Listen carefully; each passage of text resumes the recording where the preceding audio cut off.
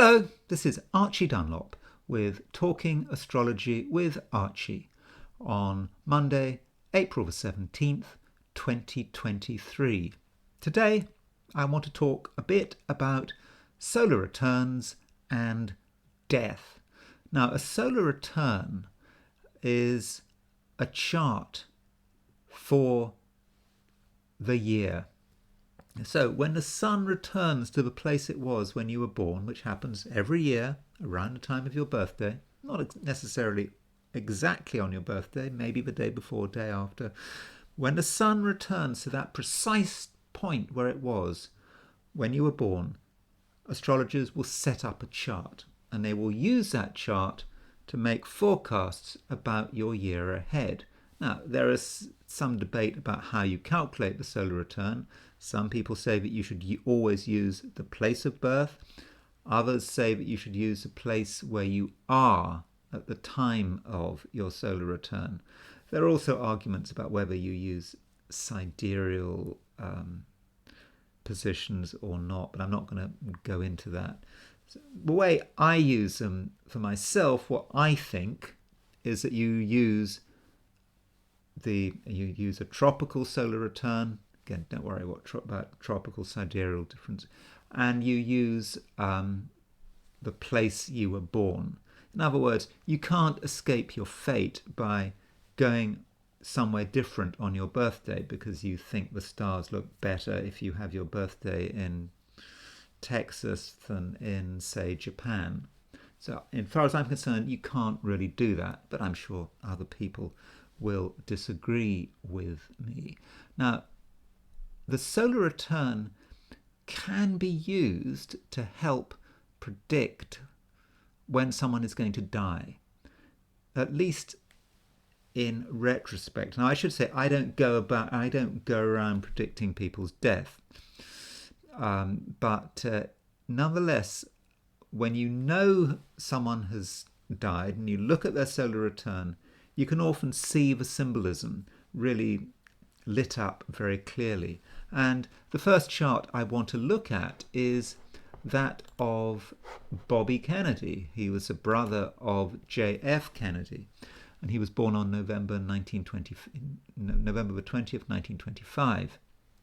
And like his brother, he was assassinated. He was assassinated on June the 6th, 1968. Now, I would argue that the moment he was born, he was kind of doomed to be assassinated pretty much when he was assassinated. I think that the year of his assassination, I don't think he could have avoided it. So let me explain why. So here's his natal chart on November the 20th, 1925. So we see an incredibly strong Mars on the 7th house cusp. Now, the 7th house is the house of open enemies. It's all the people that want to get you, all the people you've upset. And yeah, Mars is strong, and Mars is also violent. And we also notice that Saturn is in the 7th house as well. So there is a hint that this person might be vulnerable. Also, this is a solar return, so we should look at the sun. Now, if you look at this chart, you can't quite see it on this chart, but you can see that there's his Uranus, there's Mars, and the Mars-Uranus midpoint is approximately 13 Capricorn. So that means his sun is exactly 45 degrees from his Mars-Uranus midpoint. And as I keep saying, 45-degree angles are really important. They're like squares, oppositions, conjunctions. So he has got Sun, semi-square, his Mars-Uranus midpoint. Mars-Uranus together is a violent pair, explosions, gunshots, fairly warlike. I suppose we shouldn't forget that he had a hand in arranging the disastrous Bay of Pigs invasion. I think it was that in 1961, where America tried to bring down Castro's government by invading Cuba, and it was a disaster. But Bobby Kennedy his role was a mind guard to make sure the cabinet in the White House, that no one disagreed with the prevailing view that it was the right thing to do to invade Cuba. So kind of Bay of Pigs was like what's going on in Ukraine. No one has a clue. It's out of hand as far as America is concerned, and I think the leaks have shown this. And this is like the Bay of Pigs, but in a way much, much bigger. But anyway, I'm digressing. So that's his natal chart. Now, on November the 20th, 1967, the sun returned to the place it was at his birth. And you will notice that Mars is again on the 7th house cusp. And so Mars is in Capricorn. It's exalted in Capricorn. So that means we have another strong Mars on the 7th house. So what we have is we have a repeated theme. We have a theme from a natal chart is repeated in the solar return. Further, we can look at the Mars-Uranus midpoint. Remember, the Mars-Uranus midpoint was important in his natal chart. Now, you can see that the Sun is sextile Uranus. Uranus is at 28 Virgo. The Sun is at 28 Scorpio. But Mars is not at 21 Capricorn. It's at 28 Capricorn, because if it was at 28, that would be 28, 28, 28. No, in fact, Mars is 6 or 7 degrees short of 28. Now, you could take a symbolic measure. From November, you take 6-7 months. So November, that's December, January, February, March, April, May. In other words, 6 or 7 months later was when he was assassinated. And so I think that this chart, Bobby Kennedy's chart, is a great chart to show how solar returns can indicate when someone is going to when someone is going to die, or at least when someone is very vulnerable. Maybe you could have warned him, but if your number's up, your number's up. Another chart. Yesterday, I was talking about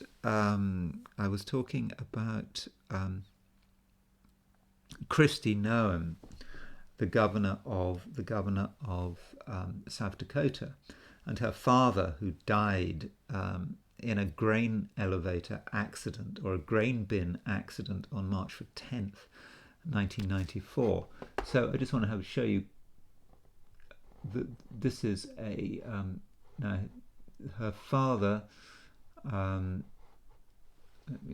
had his solar return.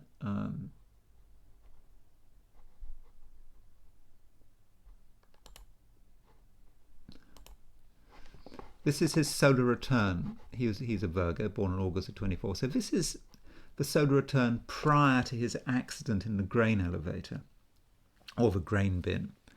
And so he has, at the time of his solar return, Saturn is exactly opposition Mercury. So there's the Sun in 1 Virgo. You can see that Saturn is moving towards the opposition with the Sun. So it's not quite there. It's like looks to be about 5 degrees off. So that might indicate that, approximately 5 months later, he is really vulnerable. So let's count again. August, so that's September, October, November, December, January. So one might say that one would have probably said early February, one would have predicted disaster for him. But in fact, it happened a month later. But that might indicate it. This Saturn-Mercury opposition moving towards the Sun. Now, when we looked at Bobby Kennedy's chart, we noticed he's born on November the 20th. Now, there's someone else who's born on November the 20th. Yes, it is Joe Biden. Joe Biden born on November the 20th. So you're probably thinking, What's his solar return like? Um, what's this year gonna be like? Is Biden gonna drop dead? Now I'm not gonna predict death from a solar return. You've got to look at loads of other stuff, and even then you're probably going to get it wrong. But Joe Biden's solar return, but solar return Joe Biden is currently in started November 19th, 2022. There's Joe Biden's solar return. This chart is not very particularly dramatic. He's got Saturn on the midheaven for the year, which ends in November. So this year has got still a long time to run. It's got over 6 months to run. So I don't see anything dramatic. But what I do see is dramatic is Joe Biden's solar return for the following year. So this is for November the 19th, 2023. And there you see he's got Uranus on the midheaven, he's got Mars on the IC, and he's got the moon on the Mars-Uranus midpoint. So 2024 for Joe Biden is going to be a bit of a nightmare. I mean, not just a nightmare for Joe Biden, but also a nightmare for America. I really hope the Ukraine war is finished by then, because if after that solar return, Biden going into the Ukraine war with this going on, I don't know. One wonders if the world is still going to survive. But maybe Biden will. Maybe something will happen. I take the view that Biden is possibly one of the worst presidents that America has ever had, and I think his chart, and I've looked at his chart before. Yeah, it's a really bad chart, and that solar return for the end of 2023 is bad. Certainly, that chart alone is grounds to impeach him, get rid of him, put someone else in his place. Anyway, so as far as today's stars are concerned, what are the main themes? There's a Moon-Neptune conjunction today on Monday. We are going to be in the clouds. Many of us are going to be in the clouds. We're going to be dreaming. We're going to find it difficult to concentrate. So if you're driving today, be really careful. Avoid alcohol, because I think most of us are going to be vulnerable to its effects. And, avoid other stuff. Avoid drugs. Don't smoke dope. Don't do that kind of stuff, because it's going to make, more than ever, it's going to encourage you to make mistakes. Now, what else? Mercury. Mercury is aspecting the Jupiter-Saturn midpoint. Now, this could have a number of manifestations. One possibility is that we're going to alternate between pessimism and optimism. When we look at it one way, it looks good. The other way, it looks disastrous. Jupiter-Saturn is also connected with the business cycle. And I think many of us today on Monday are going to be thinking about the economy and how it affects us. We're going to be thinking about politics. We're going to be thinking about international affairs and the dollar and all this kind of stuff. And we're going to realize that we can't isolate ourselves from what's going on economically and politically. So be aware of that. And, from a positive point of view, yeah, it's time to think about it and to start to prepare. As far as I'm concerned, America's going to go into a recession very soon. What are you going to do about it? It's those kind of thoughts that you need to have. The most dramatic aspect in this chart, or midpoint aspect, again, one that you don't see, that you can't see, but that the Saturn-Neptune midpoint. So here is the Saturn-Neptune midpoint is about here, in the middle of Pisces, and Pluto is semi-square, the Saturn-Neptune midpoint, exactly semi-square. This doesn't happen that often, and this midpoint is really quite bad. If you look at what people say about it, I mean, Alfred Witter and the Hamburg School say about Pluto on the Saturn-Neptune midpoint, to have a disappointment, a chronic condition which changes so little it is unnoticed. Slow, sneaking, unnoticed beginning of a chronic illness. So that's one view. Another slightly less dramatic view is by another German astrologer, Reinhold Ebertin, who says Pluto on the Saturn-Neptune, heavy emotional depression, difficult growth or development of one's faculties, a serious illness. Now, I'm talking about everyone. I'm not saying that we're going to come down with a slow, serious illness. I think that primarily what this Pluto on Saturn-Neptune midpoint reminds us is that the world in which we're living is suffering from a serious illness. And I suspect a lot of that is economic. It just confirms that the world is in a real state, and the problems in the world are really chronic. They are not getting better. So, I'm not just don't be optimistic about what's going on in the world around you. It's just not good. That doesn't mean we can't thrive, you can't thrive, because as an individual, we have a lot of free will, unless we're Bobby Kennedy on his solar return in 1967. But by and large, if we're ordinary people, without we're not involved in high politics, we've got decisions and choices that we can make them. We can claim our freedom. But when you're dealing about big national events like recession and so forth, there's nothing that can be done. It's going to happen. It's fated. And I think that Pluto on the Saturn-Neptune midpoint does remind us of that. Now, as far as the 12 signs are concerned, Aries, 2 stars, you're distracted.